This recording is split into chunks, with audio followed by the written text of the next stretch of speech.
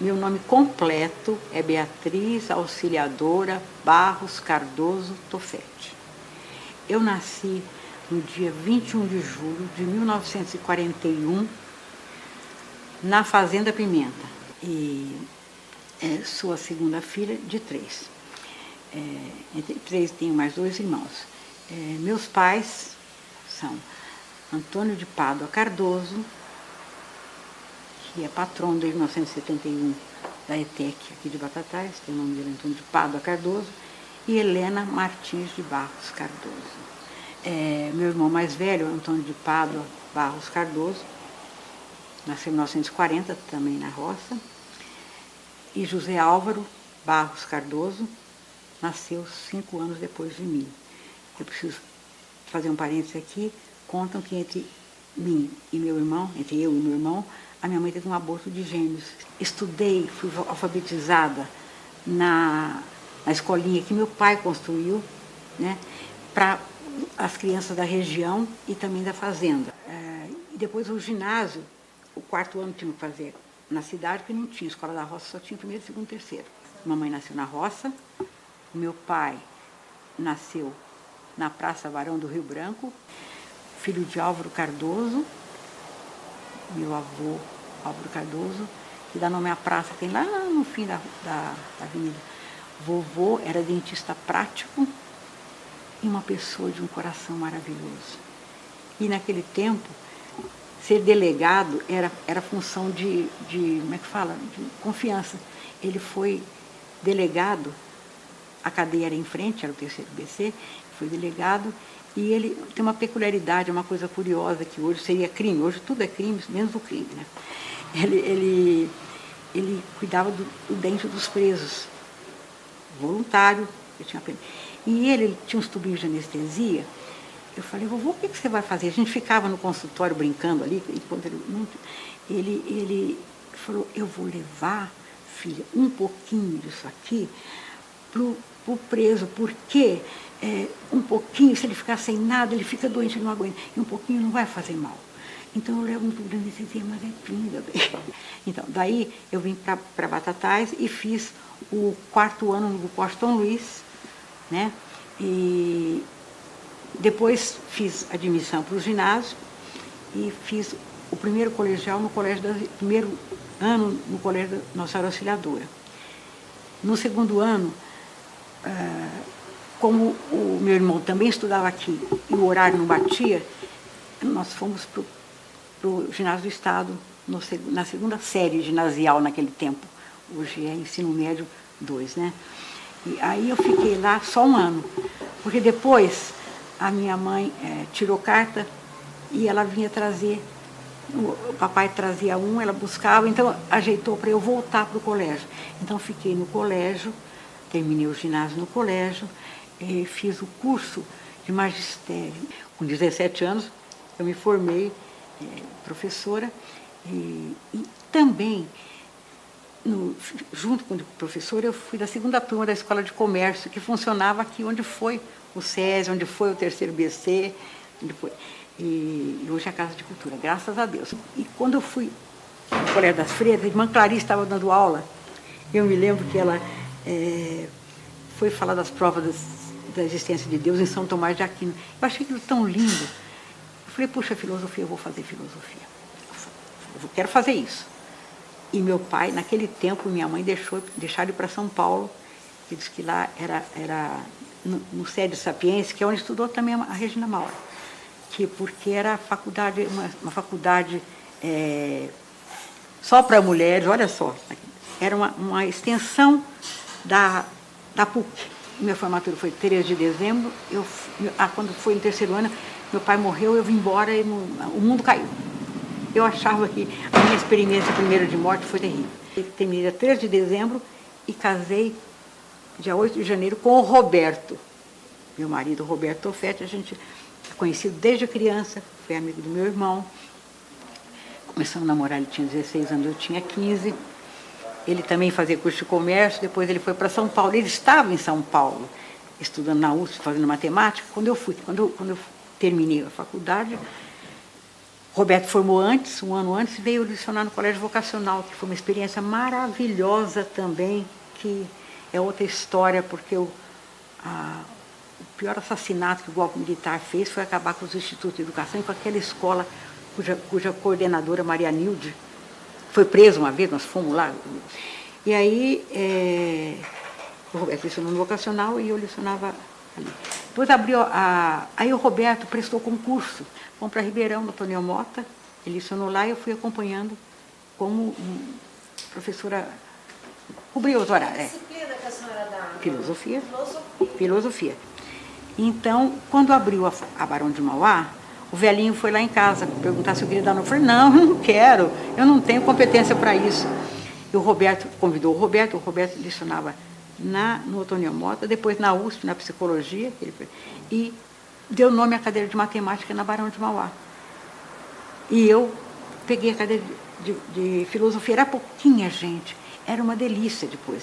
Eu voltei, fiz concurso, escolhi Araraquara, porque não tinha em Ribeirão, não tinha um grupo. Fiquei 2 anos lá, e voltei para Ribeirão e fiquei até 2000. A atriz Helena, a mais velha, hoje com 53 anos, nasceu em Ribeirão Preto, porque o meu médico era de lá, né?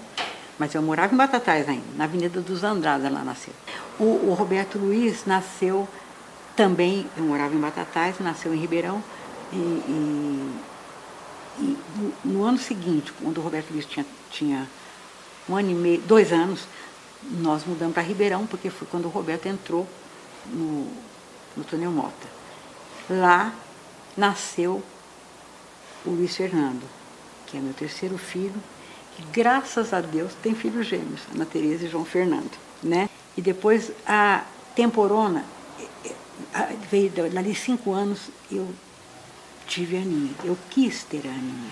Mas aí a Aninha foi fazer também, a Bia estudou em São Paulo, foi fazer jornalismo, o Beto fez educação física na UNAEP. Ele é eu digo que na família o Beto é o diplomata. Se não fosse ele, a família não existiria. E o Nando é 2 cifrão nos olhos. Se não fosse ele, nós estávamos pedindo esmola na esquina. Porque nós dois, o Roberto e eu, não somos desses negócios, mexer com essas coisas, né? Eu sempre fui mulher de professor, graças a Deus. E a Aninha, quando eu dava aula de catecismo, tinha uma academia, ela ia atrás, ela fazia ginastiquinha. Acabou ganhando, eu levava ela na mão.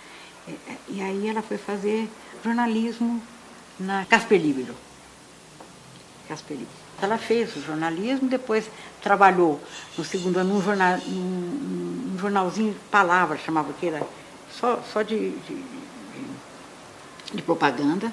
Trabalhou no Diário Popular, depois veio para Ribeirão, voltou para Ribeirão quando formou e fez um concurso para a Folha de Regional, tinha naquele tempo. Menina, eu gosto de contar as coisas, eu sou coruja, era não sei quantos, 700 candidatos, ela entrou, era uma vaga só. E trabalhava no Corujão, aqui no Diário, na Folha de São Paulo, regional. Aí depois ela saiu de lá porque foi convidada para trabalhar na Revide. Então trabalhou muito tempo na Revide e até hoje é amiga. Aí um colega convidou para abrir essa firma que ela tem hoje. Até hoje trabalha nessa firma. Outras palavras, tinha um sócio, separaram, ela continuou sozinha, mas sonhava que eu fosse pianista, porque ela não pôde estudar piano, comprou piano. Eu estudei 7 anos, mas não virei. Hoje o piano está aí. E ela deixou um bilhetinho assim, dou esse piano com a condição de não passar para frente, a não ser para os seus netos. Quer dizer, ela não me deu, estou guardando. O que a minha mãe era? Uma pessoa tão brava quanto boa. A gente morava na roça, e penicilina naquele tempo, não tinha geladeira, ficava no cantinho. Ela aprendeu da injeção, dava injeção no pessoal da colônia, dos vizinhos, tudo. Foi quando foi a boda de ouro do meu avô, e aí o meu pai falou, ó, seu Zé, o senhor gosta da cidade, porque o senhor não faz alguma coisa, e não queria fazer festa, mas agora faz uma creche. Aí tem uma ideia boa, vou fazer, fez a creche Menino Jesus, depois fez a festa, e não fez festa, foi lá para a roça. Isso foi em abril de 61. Tem até o retrato do meu pai, esse que está abrindo a biografia, uma foto foi tirada lá. Ele morreu em agosto daquele mesmo ano. O Portinari. Então a creche tem a ver com a inspiração do meu pai. Meu pai O Mário, por que você não vai ser prefeito? Ô, seu Zé, por que você não faz uma coisa para a cidade? Aí, meu pai, meu avô era da comissão da igreja, aí convidaram, vamos chamar o Portinari, São Anselmo Teste, foi a comissão que chamou o Portinari para decorar a igreja, fizeram um trato, foi fazer o vovô junto da comissão, e no final, por causa do movimento do Portinari ser do Partido Comunista, um monte de carola aí, junto com o padre, quiseram botar restrição. Aí veio Dom Luiz do Amaral Mozinho, tem um retrato dele aí, ajoelhado na frente da tela, falou, olha, arte está muito acima de política. Aí o Portinari terminou. Aí, mas só que a comissão não queria pagar, só tinha pago 20%. O meu avô falou, ô Candinho, você pode fazer, se os outros não pagar, eu pago. E teve que pagar o resto. E pagou, e pagou. O padre Eloy tem a ver com isso, falou, ô Pedro, aquele quadro na creche, a qualquer hora um vai lá, ó, e leva aquilo. Você não quer deixar na igreja? A gente cuida. Falou, ó, eu deixo na igreja, mas é da creche. E nisso eles ficaram se conhecendo muito, muito, muito. E ficaram muito amigos, muito amigos. Eu tenho um livro, quando o Portinari passou um ano em Israel, ele mandou para o meu avô. No meu avô, ele botou a história atrás. Então tem um moinho de vento, tem o café, ele botou a história, tudo ele fez.